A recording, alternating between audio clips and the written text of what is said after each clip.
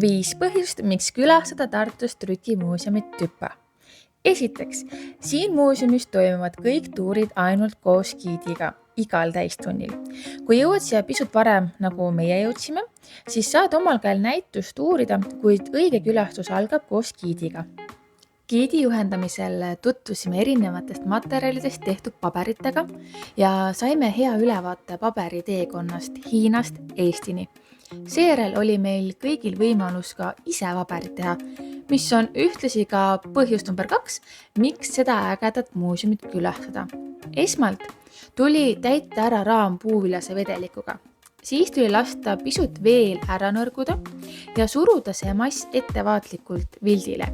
Kui olime kõik selle etappe ära teinud, siis õunapressi abil pressiti paberimass veel kuivemaks. Meie paberid pandi kuivama aparaadile, millega muideks vanasti näiteks pilte kuivatati. Seejärel jätkus meie teekond järgmisesse ruumi, kus saime ülevaate trükikunsti sünniloost Euroopas. Siin näiteks saime ise mõelda, kuidas oleks õigem trükkida ja tuli välja, et lihtsalt paberile vajutamine ei olegi nii efektiivne. Lisaks märkasime, et pilt jäi ka peegelpildis.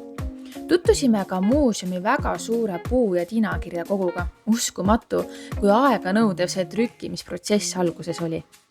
Nüüd tuleb põhjus number 3, miks see on äge muuseum.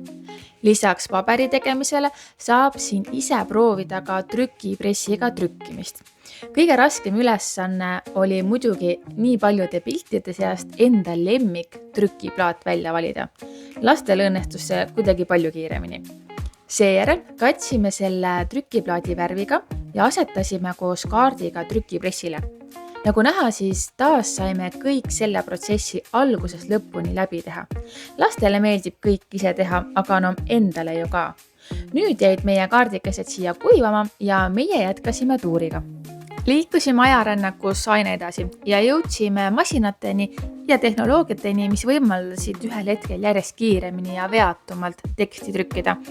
Masinad läksid siin järjest ägedamaks ja see on ühtlasi ka põhjus number 4.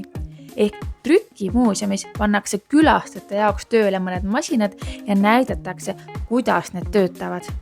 Kui olime oma tuuriga lõpuni jõudnud, siis ootasid meid juba kenasti pakitud paberid ja trükitud kaardid, mille saime koju kaasa võtta. Kui soovid ka perforeerida paberit ja saada meeldijäävat muuseumikülastust, siis külastamise põhjus number 5 ehk Tüpa muuseumikass juba ootab sind.